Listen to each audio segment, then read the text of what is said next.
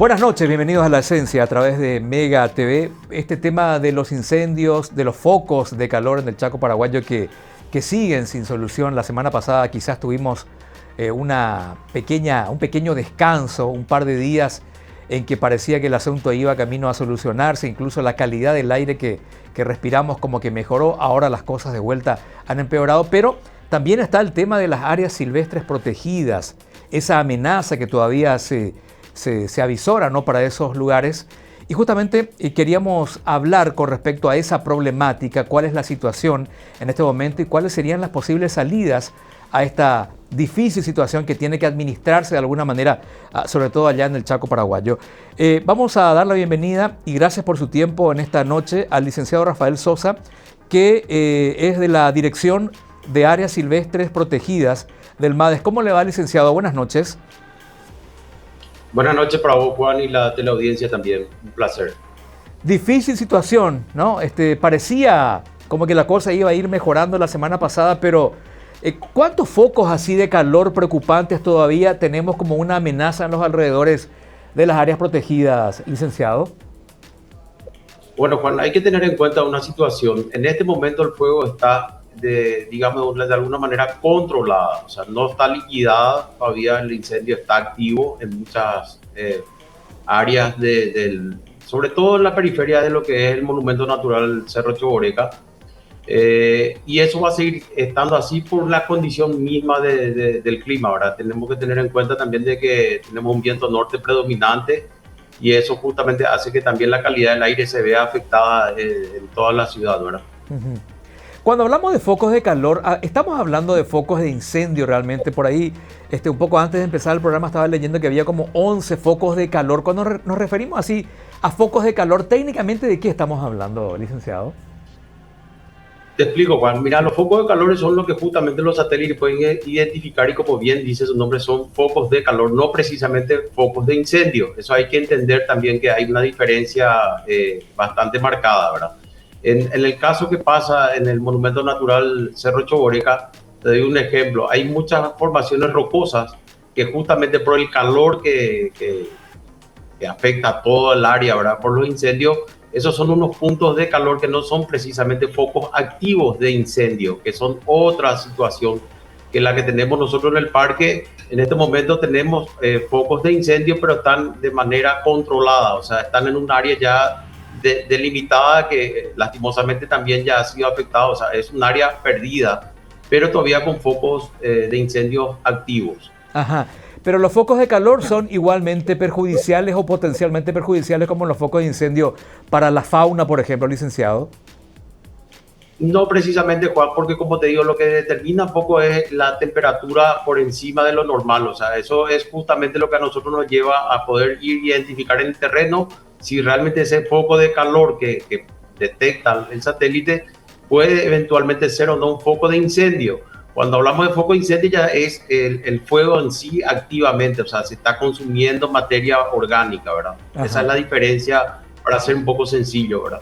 Y estas tres reservas naturales que estaban, que enfrentan esta docena de focos de calor, ¿cuáles son, licenciado? Tenemos la de Maracayú, tenemos la reserva de la biosfera también que afecta al Parque Nacional Paso Bravo y San Luis en este momento, en la región oriental, ¿verdad? Y lo que concierne a la región occidental, estamos hablando del Monumento Natural Cerro Choboreca. ¿Y la situación en este momento cuál es con respecto a esas tres áreas protegidas? Bueno, principalmente yo te voy a hablar de lo que es el Monumento Natural Cerro Choboreca, ¿verdad? Como te dije y repito, es una situación por el momento controlada, o sea, está dentro de las previsiones y de la situación que nosotros veníamos pasando la semana pasada. ¿Cuál es la diferencia de la semana pasada ahora? Tuvimos mucho más tiempo de hacer contrafuego, brechas, que podamos nosotros de alguna manera que no avance ese fuego que está en el parque, ¿verdad? Ese es el trabajo de contención que se hizo. Entonces, bueno, también su naturaleza va a tener que hacer de su parte y ojalá en algún momento cambie un poco la situación climática y pueda tener alguna lluvia, que eso va a ser un aliciente muy grande para toda la zona, ¿verdad? ¿Y cuáles son los pronósticos que ustedes tienen, digamos? Presumo que trabajan muy de cerca con los meteorólogos, además hoy los monitoreos satelitales son muy importantes también, pero ¿hay alguna esperanza? Entiendo que por lo menos aquí para la zona de la capital el jueves hay un cambio en las condiciones del tiempo. No sé si eso va a favorecer también en la zona donde más se necesita ya, licenciado. Bueno, Juan, tengo que decir que lastimosamente lo que tenemos hasta ahora identificado de acá a 2 días es un cambio en la orientación del viento. O sea, va a entrar un viento sur, un frente frío y lluvia, por lo menos hasta ahora en las predicciones no tenemos para la zona del Chaco, o por lo menos lo que estamos hablando siempre ya en la frontera con Bolivia, zona de Hito 8.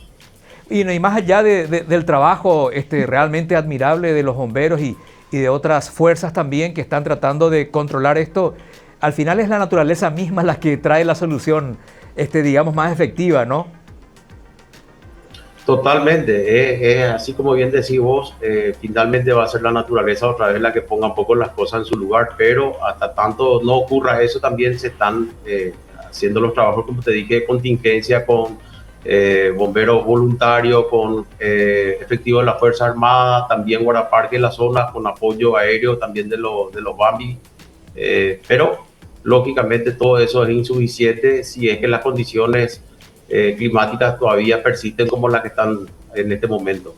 Claro, claro. Además, tenemos también factores externos, como el caso de Bolivia, por ejemplo, donde un amplio porcentaje de su territorio está pasando por esta situación y, lógicamente, las consecuencias se vienen para este lado. Totalmente, Juan. Y si recordamos, nos vamos un poquito para atrás, en el año 2019 ocurrió justamente esa situación que bien mencionaste. El fuego entró desde Bolivia, ¿verdad? Tenemos 3 parques nacionales que son frontera con Paraguay y habían ingresado cuando eso y generó también una afectación sobre 255.000 hectáreas de incendio. En aquella ocasión sí el monumento natural Choboreca se había visto más afectado en cuanto a superficie, ¿verdad? Claro, claro. Tal vez hoy estemos hablando bastante de este tema, licenciado, pero usted que está ahí en el área, en la Dirección de Área Silvestre Protegida, es un problema, digamos, proteger, salvaguardar las condiciones de nuestras áreas silvestres protegidas. Es una tarea constante. Todo el año hay dificultades realmente para poder proteger como corresponde esas zonas, ¿no? Sí, por supuesto, Juan. Tenemos que tener en cuenta que nosotros tenemos una escasa dotación de guardaparques. Nosotros tenemos 83 guardaparques para 2,5 millones de hectáreas de áreas silvestres protegidas en toda la República, ¿verdad? Entonces es sumamente insuficiente la cantidad de guardaparques. Pero, como yo siempre digo, también eso no es una excusa porque realmente nosotros desde el Ministerio del Ambiente tenemos la difícil tarea y la misión más grave o más grande, diríamos nosotros, es de proteger todas esas áreas protegidas porque son muchas de ellas, yo le llamo siempre una joya, ¿verdad? ¿Por qué? Porque tenemos especies ya únicas en esas áreas. Ya en otra parte del país difícilmente podamos encontrar tanto fauna como flora que tenemos en los parques nacionales. Así que es un compromiso muy grande, pero también alienta a toda la ciudadanía a proteger nuestras áreas protegidas. ¿Por qué? Porque sencillamente es de todos los paraguayos, ¿verdad? Claro que sí. Y en esta situación en particular, en lo que va del año, si tuviéramos que mencionar las especies más afectadas hasta ahora, ¿cuáles serían, licenciado? Y en el caso de los incendios siempre tenemos los reptiles, en el caso del monumento de Choboreca tenemos las tortugas, que son lógicamente por su desplazamiento, son unas tortugas de caparazón colorada, porque su limitación, su condición física también hace que su desplazamiento sea lento cuando ingresa al fuego, ¿verdad? No así otras especies como los felinos que tienen un poco más de oportunidad porque son mucho más ágiles, lógicamente, ¿verdad? Entonces, eso también es importante destacar una situación, Juan, que cuando se pueda contener toda esta situación de fuego, una vez que esté todo controlado, eso el equipo de biólogos del Ministerio del Ambiente hace una evaluación ecológica rápida para poder cuantificar realmente la afectación en cuanto a fauna y flora. Mientras nosotros no tengamos la situación controlada del tema de incendio, eso lógicamente va a esperar un poquito para poder saber un poco también realmente cuántos animales se vieron afectados por los incendios. Claro, pero deberíamos tener un periodo más o menos razonable, ¿no? A partir de la solución de esto hasta la aparición de un nuevo evento, para que ellos puedan ingresar a esos lugares y poder hacer el recuento, ¿no? Totalmente, sobre todo por una condición de seguridad misma de los funcionarios que van a hacer ese trabajo, ¿verdad? O sea, es impensable meter un poco en este momento esa situación, la condición de campo no lo permite, entonces realmente cuando eso esté controlado lo van a hacer como lo hicieron en otras situaciones, como en el caso del Parque Cerro Corá y otros parques, y ahí sí nosotros tenemos también a través de una transecta, que es un trabajo bastante minucioso, y poder también identificar toda la afectación, como decía, en cuanto a fauna y flora. En este caso es muy difícil pensar en rescates masivos, ¿no? Por la naturaleza misma de algunas especies y también por lo peligroso que puede resultar para cualquier ser humano llegar a acercarse a esos focos de incendio, licenciado. ¿Es así? Y en parte, porque también tuvimos situaciones donde se pudieron rescatar ya animales afectados parcialmente por el incendio, con algunos daños ya físicos, y eso normalmente lo que hacemos es llevar a unos refugios que trabajan con nosotros, y tengo que aclarar, esos son refugios privados, muchos de ellos, donde tienen un tratamiento especial con esas afectaciones en cuanto a los animales que se vieron afectados por el incendio, y teniendo en cuenta también que muchos de ellos ya no van a poder tener una condición natural, o sea, no van a poder ser reinsertados, ya sea por alguna lesión en la piel o inclusive algunas amputaciones de algunos miembros. Eso se queda ya dentro del refugio y a cuidado también de estas personas. Correcto. Quiero ir a una breve pausa, licenciado, si me permite, después seguimos charlando en los minutos finales del programa. ¿Le parece? Sin problema. Vamos a un corte y enseguida seguimos hablando con el licenciado Rafael Sosa, Dirección de Áreas Silvestres Protegidas del MADES. Ya volvemos.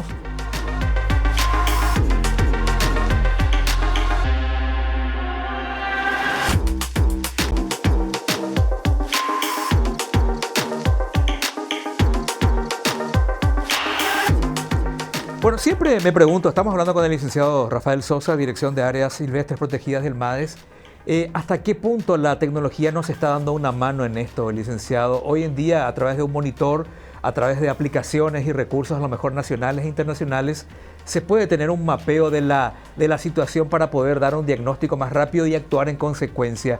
¿Es así? ¿Contamos con esa tecnología, licenciado?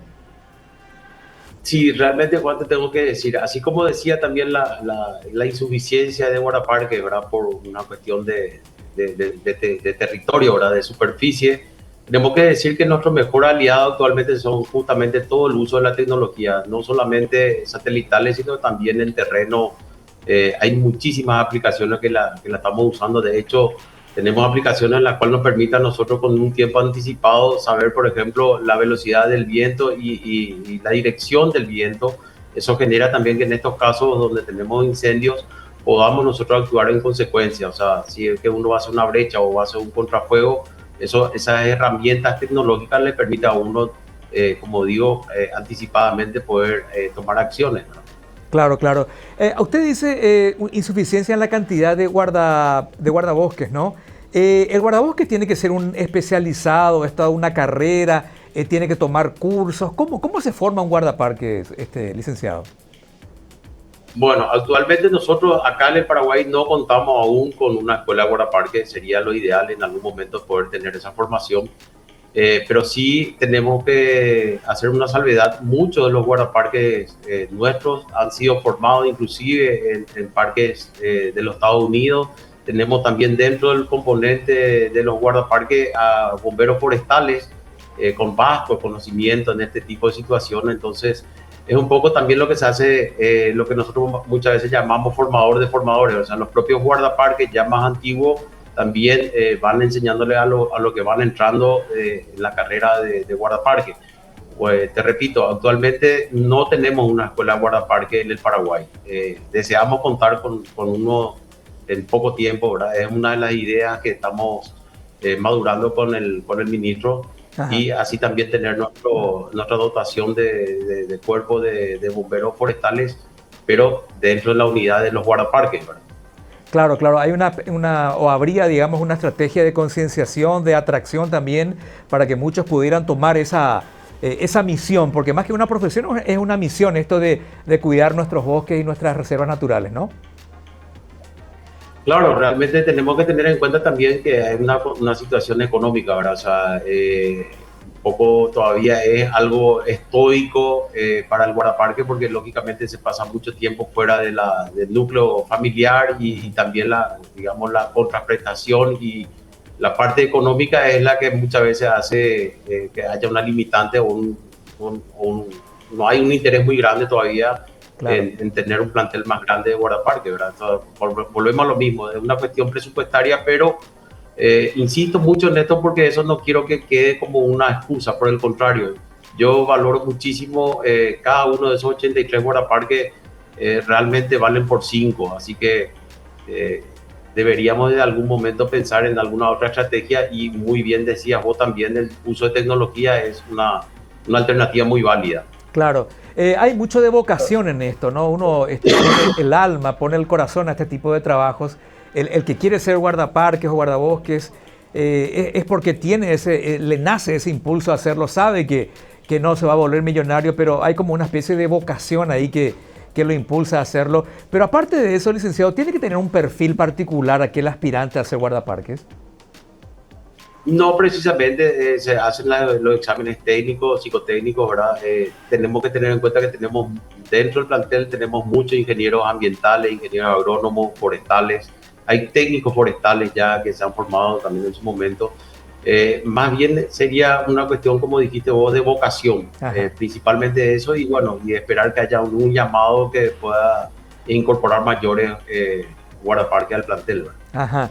Más allá de este problema de los incendios, focos de calor y compañía, durante el transcurso del año hay otros problemas también. La caza furtiva, por ejemplo, la caza ilegal, ¿cómo estamos en ese tema? ¿Sigue siendo un problema?